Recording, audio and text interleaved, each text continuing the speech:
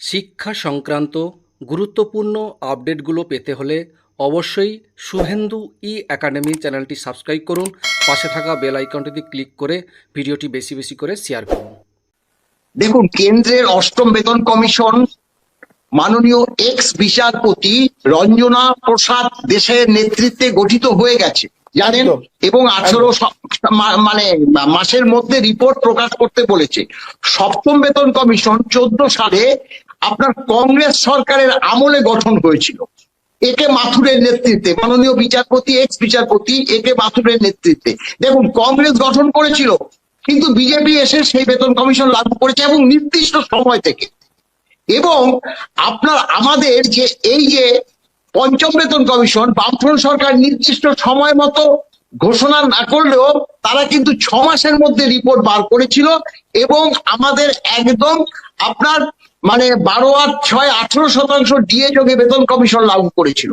এবার দেখুন, বর্তমান সরকার এসে 2016 সালে আপনার জানেন যে বিধানসভার ইলেকশন, 15 সালের নভেম্বর মাসে এই যে অভিরূপ সরকার চটি চাটা দালাল, মুখ্যমন্ত্রী একজন চটি চাটা দালাল, তিনি বেতন কমিশনের রিপোর্ট প্রকাশ না করে তিনি হাত গুটিয়ে বসেছিলেন এবং এবং সেটা বারবার আরটিএ করে না পার প্রেক্ষিত একটি সংগঠন আপনার মামলা করে। সেক্ষেত্রে আমরা সেই রিপোর্টে দেখি যে ডিএ ব্যাপারটাকে পুরো অ্যাবলিশ করে দেয়, অর্থাৎ ডিএ রাখাটা একদম ডিএ যে সরকারি কর্মচারীদের প্রাপ্য হতে পারে সেই কথাটা বলেনি। দেখুন, আমি 4টে বেতন কমিশন পেয়েছি, প্রত্যেকটা বেতন কমিশনের চেয়ারম্যান বলে রিপোর্টে বলে যে সংগঠনগুলি প্রধান দাবি হচ্ছে all India consumer price index অনুসারে ডিএটা দেওয়ার কথা। এবং আমরা ইনভেস্টিগেশন করে দেখেছি যে প্রায় প্রতিটি রাজ্য সরকার এবং কেন্দ্রীয় সরকার all India consumer price index অনুসারে দিয়ে থাকে। আমরাও সুপারিশ করছি। দেখুন, সুপারিশ করতে পারে বেতন কমিশন, সেটা সরকার কি করবে সেটা সরকারের উপর নির্ভর করে। সেক্ষেত্রে আপনার সবসময় বামফ্রন্ট সরকার দেয়নি, কিন্তু পঞ্চম বেতন কমিশনে ওই সুপারিশটা মেনে নিয়েছিল, যার জন্য তো আমরা মামলায় আজকে এই জায়গায় আসতে পেরেছি। কিন্তু এই যে পরবর্তীকালে দেখেছে যে ষষ্ঠ বেতন কমিশনের জন্য ডিএর কথা থাকে, তাহলে ষষ্ঠ বেতন কমিশনের ডিএটাকেও আবার ক্লেম করবে। তার জন্য অভিরূপ বাবুকে নির্ঘাত মুখ্যমন্ত্রী বলেছে যে এই ডিএর ব্যাপারটা যাতে বেতন কমিশনের না থাকে। তিনি তার কথা শুনেছেন, কিন্তু দালাল একজন দালাল তো অবশ্যই বলবো যে ক্ষতিটা এই অভিরূপ সরকার করে গেল এটা ইতিহাস হয়ে থাকবে, সরকারি কর্মচারীদের একটা ইতিহাস হয়ে থাকবে যে অভিরূপ সরকার একজন অর্থনীতিবিদ, মানে আপনার ওই আইএসআই তে কাজ করে, তিনি রিটায়ার করেছেন, তিনি কেন্দ্রীয় সরকারের নিয়মে ডিএ পায় এবং বেতন কমিশন পায়, আর তিনি চেয়ারম্যান হয়ে এই যে খোদ রাজ্য সরকারি কর্মচারীদের বেতন কমিশনের ডিএ কমিশনটা রাখেনি, এই অন্যায় তিনি যেটা করে গেছে তিনি পদে পদে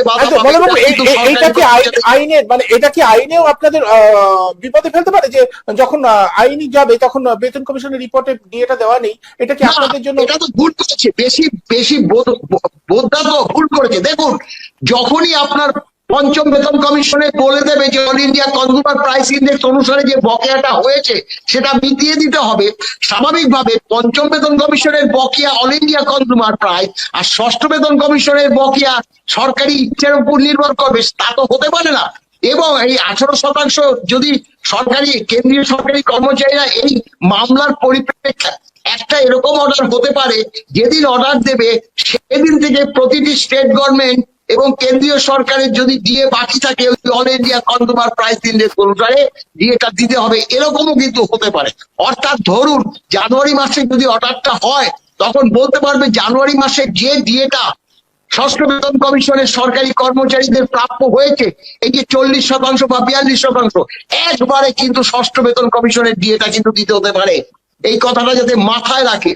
অর্থাৎ দেখুন, যেটা হচ্ছে আইন, আদালত যেটা বলবে সেটাকে মানতে হবে, এটাই হচ্ছে গণতান্ত্রিক নিয়ম। গণতন্ত্রে আপনার সংসদীয় গণতন্ত্রের যুক্তরাষ্ট্রীয় কাঠামোয় পশ্চিমবঙ্গ একটা অঙ্গরাজ্য, তিনি এই এই অঙ্গরাজ্যটাকে নিজের দেশ মনে করে, সেটা তো আপনারা জানেন। সে রাজ্যের রাজ্য সঙ্গীত করবে, রাজ্যের করবে, লোগো করবে। তিনি এটাকে একদম মানে নিজের পৈতৃক সম্পত্তি মনে করেছে। অর্থাৎ তিনি যখন মনে করবে দিয়ে দেবে, যখন মনে করবে দিয়ে দেবে না, যখন থেকে মিথ্যে কথা বলবে। আপনি দেখুন, এই যে আপনার 26 ইলেকশন, তো আমার যতদূর মনে হচ্ছে ফেব্রুয়ারি মাসে বাজেট হবে, এক কিস্তি দিয়ে দেবে, আবার একটা বেতন কমিশন লাগু করে দেবে।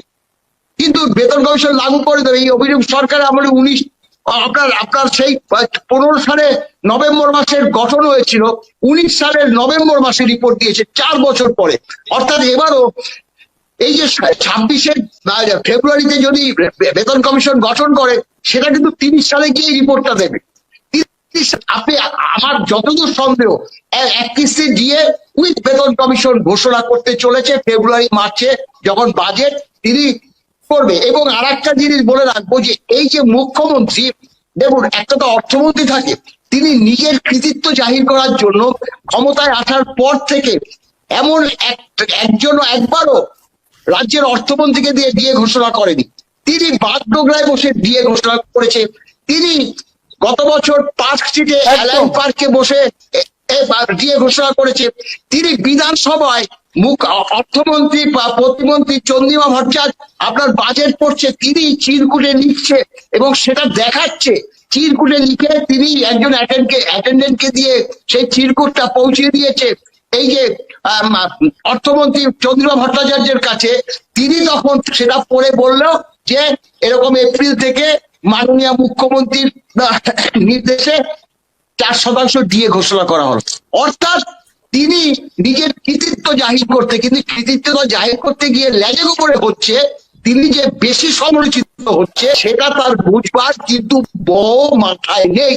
অর্থাৎ এটা আমাদের যে তিনি এই ফেব্রুয়ারি মাসে বাজেটটা, কেন্দ্রীয় সরকার বাজেটের পরে রাজ্য বাজেট করবে, সেই বাজেটে কিন্তু এই একটা গাজর ঝুলিয়ে বেতন কমিশন মানে গঠন করতে পারে। তবে অভিরূপ সরকারকে এবার রাখবার ক্ষমতা মুখ্যমন্ত্রীর হবে না, এবং অভিরূপ সরকার আপনার হতেও চাইবেন। এখন দেখা যাক কে এই বেতন কমিশনের চেয়ারম্যান হয়, সেটাও কিন্তু আমরা তাকিয়ে আছি, এই সরকারের কে বেতন কমিশনের চেয়ারম্যান হয়। বেশ, শামিল বাবু, একদম শেষে চলে এসেছি। আপনার কাছে জানতে চাইবো, এই যে বেতন কমিশন তৈরি করতে এত ঢিলে, এবং তারপরে আপনাদের ব্যবধান, মানে আপনাদের বঞ্চনার ইয়েটা আরো বাড়বে। দেখুন, আপনাকে পরিষ্কার বুঝতে হবে যে সরকারটা কাদের এবং সরকারের মুখ্যমন্ত্রীকে, তার চরিত্রগত বৈশিষ্ট্যকে কিরকম। আপনি দেখুন, সিঙ্গুরে একটা টাটাদের মতো একটা আন্তর্জাতিক খ্যাতিসম্পন্ন শিল্প প্রতিষ্ঠান, তার 52টা অনুসারী শিল্প সহ একটা মোটর গাড়ি কারখানা, একটা উপনগরী ওই টাটাদের প্রতিদ্বন্দ্বী শিল্প গোষ্ঠীর পরিকল্পনায়, তাদের অর্থে, তাদের স্বার্থে ধ্বংস করে দিলেন। ওই নরেন্দ্র মোদীর গুজরাটে পাঠিয়ে দিলেন, যার ফলে সারা পশ্চিম বাংলা সম্পর্কে উদ্যোগপতি বা বিনিয়োগকারীদের একটা ধারণা হয়ে গেছে যে এটা এমন একটা রাজ্য যে একেবারে উৎপাদন শুরুর মুখে টাটাদের মতো আন্তর্জাতিক খ্যাতিসম্পন্ন সংস্থাকেও 52টা অনুসারী শিল্প সহ একটা উপনগরী সহ মোটর গাড়ি শিল্পকে তুলে নিয়ে চলে যেতে হয়। তাহলে তারা কোন সাহসে পশ্চিমবাংলায় বিনিয়োগ করবেন? তাই ওই সৌরভ গাঙ্গুলির মতো স্তাবককে বার্সেলোনায় নিয়ে গিয়ে ওই ইস্পাত কারখানা তৈরির ঘোষণা করতে হয়, যেটা বাস্তবে হয় না। যার ফলে পশ্চিমবাংলায় বেসরকারি ক্ষেত্রে কিন্তু কোনো কর্মসংস্থানের সুযোগ নেই, হচ্ছে না। আবার সরকারি ক্ষেত্রে 7 লক্ষের বেশি পদ শূন্য, স্থায়ী পদে 7 লক্ষের বেশি পদ শূন্য, সেগুলোকে সরকার কোনো নিয়োগ করছেন না। তাহলে শিক্ষিত বেকার যুবক যুবতীরা যাবেন কোথায়? তাদের তো পেটে দুটো খেতে হবে, তাদের তো কর্মসংস্থান করতে হবে। অর্থাৎ পরিকল্পিতভাবে মমতা বন্দ্যোপাধ্যায় সারা পশ্চিম বাংলায় শিক্ষিত বেকার যুবক যুবতীদের মধ্যে কর্মসংস্থানহীনতার একটা পরিস্থিতি, একটা সংকট তৈরি করেছেন, এবং সেই সংকটটাকে কাজে লাগিয়ে উনি নামমাত্র বেতনে, কাউকে 600 টাকা পঞ্চায়েতের ট্যাক্স কালেক্টর, কাউকে 1666 টাকা মিড ডে মিলের ওয়ার্কার, কাউকে 2000, কাউকে 4000, কাউকে 6000, কাউকে 10,000 টাকা মজুরি দিয়ে কোন রকম সামাজিক সুরক্ষা না দিয়ে 16 ঘন্টা 12 ঘন্টা 14 ঘন্টা 16 ঘন্টা সরকারি কাজ করিয়ে নিচ্ছেন, একেবারে যেরকম কৃতদাস মালিকরা অতীতের দিনে কৃতদাসদের দিয়ে করা, তো ঠিক সেই একই কাজ। কাজে এইরকম একটা নৃশংস সরকারের থেকে আপনি কি আশা করেন ওই পেনশনারদের চোখের জল, তারা ওষুধ কিনতে পারছে না, তারা খেতে পাচ্ছে না, এইটা তার কানে ঢুকবে? সত্যি কথা বলতে কি, আজকে যে জায়গায় আমরা এসে দাঁড়িয়েছি, আমরা আদালতের রায়ের দিকে তাকিয়ে আছি, কিন্তু সমস্ত সমস্যার সমাধান তো আদালত করে দেবে না। আমরা প্রত্যাশা করছি যে আদালতের রায় আমাদের পক্ষেই যাবে, এটা আমাদের প্রত্যাশা, কিন্তু সমস্ত সমস্যার সমাধান আদালত করে দেবে না।